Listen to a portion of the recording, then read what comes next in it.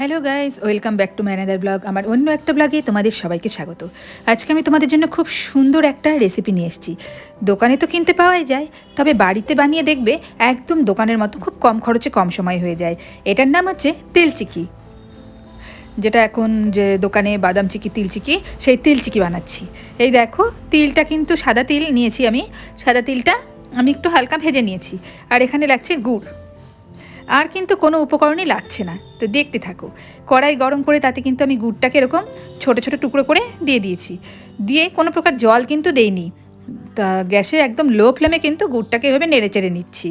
গুড়টা থেকে কিন্তু মানে হালকা হালকা জল তো থাকেই, তো গুড়টা এরকম দিলেই কিন্তু একদম গুড়টা গলে যাবে। তাই জন্য কোনো প্রকার জল কিন্তু তোমাদের লাগবে না। 5 মিনিট পরে দেখো বন্ধুরা, গুড়টা কিন্তু একদম গলে গেছে, দেখতেই পাচ্ছ।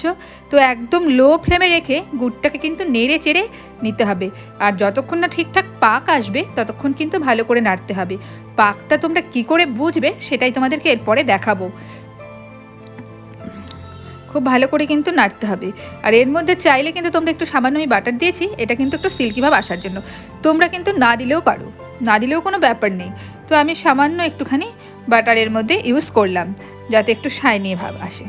তো এই দেখো, এভাবে কিন্তু গুড়টা পুরো নেড়ে চেড়ে একদম ভালো করে যাতে তার চলে আসে সেরকম পর্যায়ে অবধি নেড়ে চেড়ে নিতে হবে। এবার দেখো, একটা জলের বাটিতে সামান্য ফেলে দেখলাম, এই দেখো দানা বেঁধে যাচ্ছে, তাই মানে গুড়টা হয়ে গেছে। এইবার এখানে ভেজে রাখা তিলটা দিয়ে খুব সুন্দর নেড়ে চেড়ে নিলাম। এদিকে আমি এই আটা চাকিটার মধ্যে যে তেল লাগিয়ে রেখেছিলাম, এর মধ্যে কিন্তু আমি তিলটাকে ঢেলে দেব। দেখো, হাত দিয়ে একটু সমান করে নিয়েছি। এইবারে গরম থাকতে থাকতেই এই বেলনটা দিয়ে একটু ছড়িয়ে নিতে হবে। হ্যাঁ, বেলনের গায়ে একটু লেগে যাচ্ছিল, বাট এই দেখো, সামান্য গরম থাকতে থাকতেই কিন্তু এইভাবে তোমরা যেটা দিয়ে সুবিধা মনে করো সেভাবে কিন্তু একটুখানি যে এরকম শেপটা করে নিতে হবে। না হলে কিন্তু ঠান্ডা হলে আর শেপ করা যাবে না। দেখো, পুরো শেপ করে নিয়েছি। আর পুরোটা দেখো এখনও নরম আছে, উঠিয়ে একটু দেখালাম তোমাদের। একদম পুরোপুরি 5 মিনিট পর ফিরে এলাম, দেখো পুরো ঠান্ডা হয়ে গেছে। এই দেখো, ভাঙছি যে একদম কি সুন্দর, একদম ভাগে ভাগে ভেঙে যাচ্ছে, দেখতেই পাচ্ছ। একদম দেখে তো বুঝতেই পারছো যে দোকানের মতো হয়েছে, একদম খুব সুন্দর কিন্তু মুচমুচে, আর খেতে কিন্তু খুবই টেস্টি হয় বন্ধুরা।